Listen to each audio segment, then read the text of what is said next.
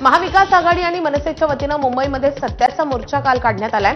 मतदार याद्यांमधील घोळाबाबत निवडणूक आयोगाविरोधात आक्रमक भूमिका घेत मविया आणि मनसेनं भव्य मोर्चा काढलाय। या मोर्चामध्ये उद्धव आणि राज ठाकरे या ठाकरे बंधूंची पुन्हा एकदा एकी दिसून आली आहे। उद्धव ठाकरे, राज ठाकरे, शरद पवार, बाळासाहेब थोरात, विजय वडेट्टीवार, जयंत पाटील, आदित्य ठाकरे, अमित ठाकरेंसह मविया आणि मनसेचे सर्व नेते मोर्चामध्ये सहभागी झाले होते। मनसे अध्यक्ष राज ठाकरेंनी आपल्या भाषणावेळी मतदार याद्यांमधल्या घोळाचे पुरावे सादर केलेत। दुबार तिबार मतदार दिसेल तिथे फोडून काढा अशी आक्रमक भूमिका ठाकरे बंधूंनी घेतली आहे। तर आजची एकजूट पाहून संयुक्त महाराष्ट्राची आठवण झाली असं वक्तव्य शरद पवारांनी केलं। सत्याच्या मोर्चादरम्यान उद्धव ठाकरेंनी त्यांच्यासोबत घडलेला एक किस्सा सांगत गंभीर आरोप केलेत। सक्षम नावाच्या ॲपवरून आपल्या नावानं व्हेरिफिकेशनसाठी ऑनलाईन अर्ज केला गेल्याचं उद्धव ठाकरेंनी सांगितलंय। खोट्या नंबरवरून ओटीपी काढण्याचा प्रयत्न झाला असा आरोपही त्यांनी केलाय। तर आमच्या कुटुंबियांची नावं मतदार यादीमधून वगळण्याचा डाव होता का असा सवालही उद्धव ठाकरेंनी उपस्थित केलाय।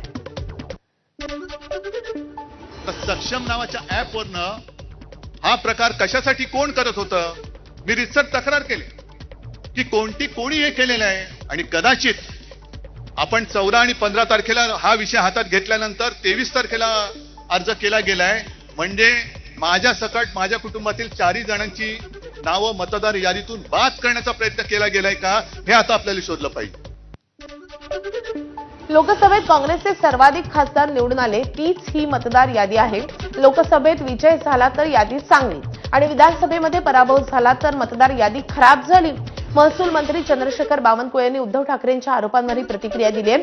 पुढे बोलताना आता महाविकास आघाडीचा पुन्हा एकदा पराभव होणार असल्यानं उद्धव ठाकरे कारण शोधत आहेत असंही बावनकुळे यांनी म्हटलंय।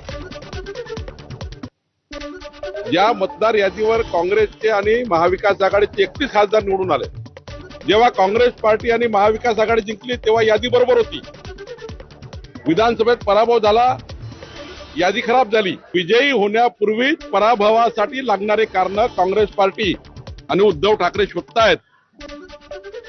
दरम्यान मतचोरी झाल्याचं मुख्यमंत्र्यांनाही मान्य आहे, त्यामुळे मतचोरीचा कुणी लाभ घेतला याचं मुख्यमंत्र्यांनी पर्दाफाश करावा अशी मागणी उद्धव ठाकरेंनी केली आहे। तसंच मतचोरी विरोधात कोर्टात न्याय मागणार असल्याचंही उद्धव ठाकरेंनी यावेळी म्हटलंय। सर्व मतदारांना आवाहन करतोय, राज्यातल्या नव्हे तर देशातल्या, की सगळ्या जणांनी आपापलं नाव आपल्या यादीत आहे की नाही हे पुन्हा जाऊन तपासा आणि आपल्या घरामध्ये आपल्याला न दिसणारी आपली परवानगी न घेतलेली माणसं राहतात की नाही हे सुद्धा तपासा। मुख्यमंत्री मध्ये म्हणाले की लोकसभेच्या वेळेला राजकीय म्हणजे आमच्या विरोधी पक्ष म्हणजे आपण कोणत्या मतदारसंघात कसा लाभ घेतलेला आहे याचा पर्दाफाश मी करेन। मी मुख्यमंत्र्यांना तुमच्या सगळ्यांच्या साक्षीने आव्हान देतो आहे की तुम्ही आमचा पर्दाफाश कराच। सत्याच्या मोर्चामध्ये विरोधी पक्षांची एकजूट नसून लोकशाहीचं नेतृत्व करणाऱ्या सर्वपक्षीय नेत्यांचीही एकजूट आहे आणि या ठिणगीचा वणवा व्हायला वेळ लागणार नाही। सत्याच्या मोर्चामधून उद्धव ठाकरेंनी मतचोरी करणाऱ्यांना इशारा दिलाय।